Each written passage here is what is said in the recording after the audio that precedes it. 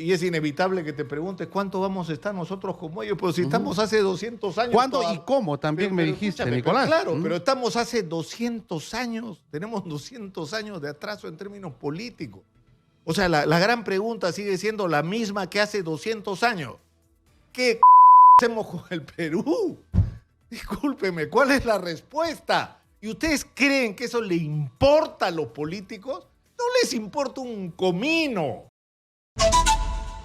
Estoy acá de regreso, Lucho. Muchas gracias por estos días. ¿Ah? Yo decía, Nicolás viene recargado, y cuando Nicolás ingresaba, te decía, y llega Terminator. Porque has llegado recargado, o sea, has llegado como el hombre biónico. Los jóvenes de ahora quizás no recuerden lo que era el hombre biónico, pero en aquella época, Nicolás, nos parecía una fantasía, ¿no? Sí, claro. ¿Tú te ahora es realidad. ¿Te imaginabas alguna vez cuando tú tenías pues 14, 15 años que literalmente ibas a tener una pierna biónica, una rodilla biónica? ¿Lo imaginaste alguna vez?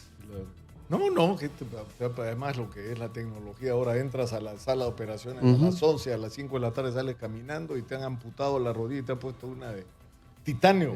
Claro, es increíble, ¿no? De ahí viene la rehabilitación que no te cuento, ¿eh? Que es, pero vas a tener esa parte no te la dicen.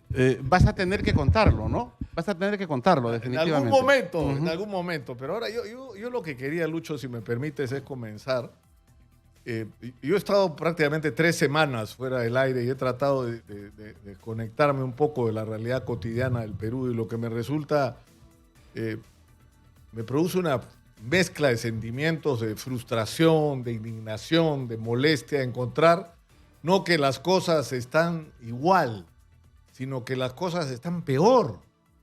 Y aproveché estos días para leer un libro que yo recomiendo, que puede resultar un libro para alguna gente tedioso, un libro de Marina Zuloaga, una española que ha dedicado su vida a estudiar las historias de las independencias de México y de Perú, y que me parece magistral. Es el libro sobre la independencia del Perú, los procesos de la independencia, publicado por el Instituto de Estudios Peruanos, donde descubrí con espanto que muchas de las cosas que yo mismo había dicho, porque había tomado como referencia mis recuerdos universitarios, que es tremendo, es decir, y sobre las que no pensamos.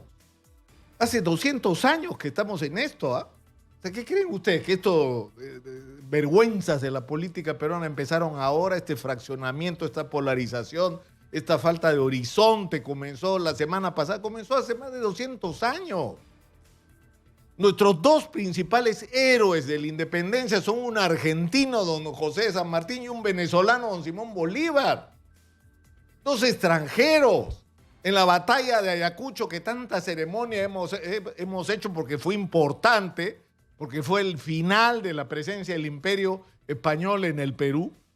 La mayoría de los soldados de la tropa que estaba en el ejército realista era peruano. Solo había, según el estudio, el cruce de información que ha hecho Marina Zuloaga, había 700 españoles.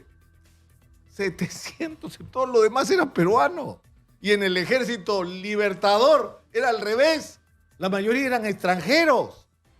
Entonces, ¿dónde estábamos los peruanos? No quiere decir que no hubo peruanos que no creyeron y pelearon por la independencia. Por supuesto que los hubo, y en diferentes momentos, y desde mucho antes de 1821, que fue la proclamación en Lima, que ya, dicho sea de paso, ya había sido declarada en varios otros lugares, sobre todo en el norte del Perú. Claro. Sobre todo en el norte del Perú.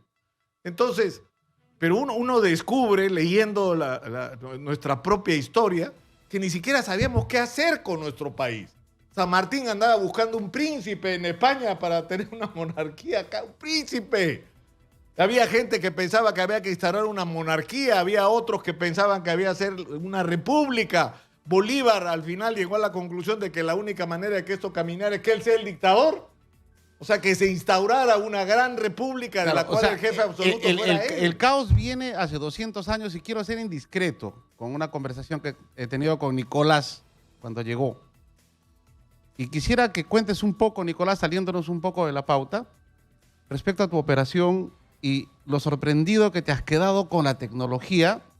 Y la pregunta que te hiciste hace unos minutos, ¿cuándo lo vamos a tener en el Perú? Es que es inevitable. ¿Y cómo? Es decir, tú te preguntas. Claro. O sea, porque además te encuentras con que la gente que te opera son médicos peruanos, médicos colombianos, médicos, ¿me entiendes? Que son unos capos y que allá son unos héroes, pero que no pueden hacer acá lo que sí pueden hacer allá, porque allá tienen lo que acá no les damos. A la tecnología, a los recursos, al buen trato, es decir, al cuidado de los procedimientos, en un mundo que progresa, donde todo el tiempo está todo construyéndose. Y es inevitable que te preguntes cuánto vamos a estar nosotros como ellos, pero si estamos hace 200 años. ¿Cuándo y cómo? También me dijiste, Nicolás. Claro, pero estamos hace 200 años, tenemos 200 años de atraso en términos políticos. O sea, la gran pregunta sigue siendo la misma que hace 200 años. ¿Qué hacemos con el Perú? Discúlpeme, ¿cuál es la respuesta? ¿Y ustedes creen que eso le importa a los políticos? No les importa un comino. La política, y yo me ratifico en eso, y que se ofende al que se quiere ofender, es una actividad criminal más en el Perú.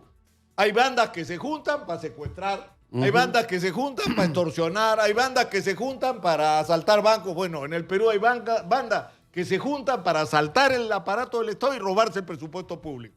Son pura y simplemente otro tipo de organización criminal y nada más. Pero horizonte político, propuestas, proyectos.